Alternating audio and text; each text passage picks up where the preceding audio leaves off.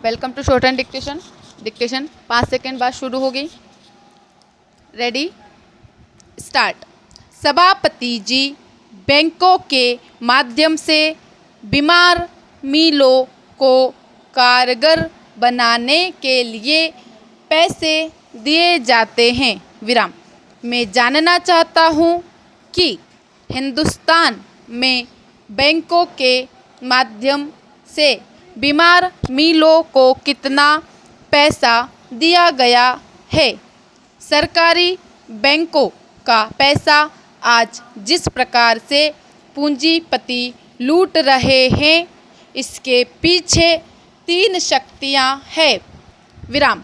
इनमें से एक तो वे लोग हैं जो बैंकों के मालिक हैं या बैंकों के कर्मचारी हैं। विराम। दूसरे पूंजीपति हैं और तीसरे बड़े बड़े सरकारी मुलाजिम हैं। विराम। पैरा। श्रीमान, जब इस देश के पूंजीपति अपनी मिलों का पूरी तरह से शोषण कर लेते हैं तो फिर वह मिल बीमार हो जाती है और वे सरकार के पास पैसा मांगने के लिए जाते हैं। विराम। बैंकों की यह जिम्मेदारी होती है कि वह मिलों को या उद्योगों को पैसा दें। विराम। इस प्रकार से बैंकों के माध्यम से जनता की गाड़ी कमाई का पैसा बीमार मिलों को दे दिया जाता है, जबकि वह मिल चलने योग्य नहीं रह जाती है। विराम। आज स्थिति यह हो गई है कि इन पूंजीपतियों को बिना किसी शर्त के पैसा दे दिया जाता है। विराम।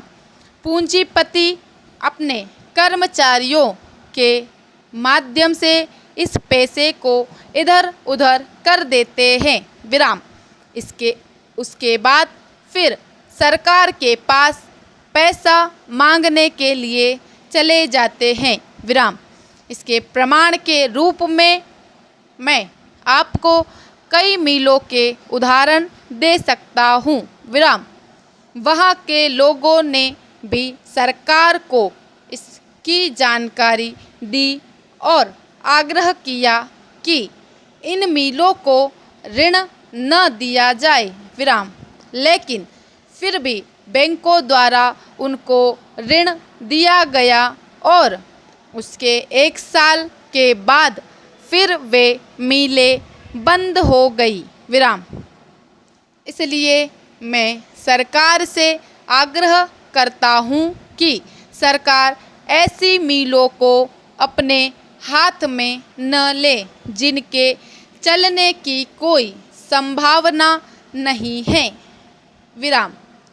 यदि मजदूरों के हित में उसको लेना आवश्यक हो तो पहले उसकी जांच कर ले और उसके जिम्मेदार अधिकारियों को निकालकर उसका प्रशासन अपने हाथ में लेकर चलाएं। विराम। अभी आप उस मिल को ले लेते हैं, फिर उसको चलाकर उनके मालिकों के हाथ में सौंप देते हैं, जो फिर इस मिल को बीमार कर देते हैं। अति आवश्यक होने पर ही मिलों को वापस उनके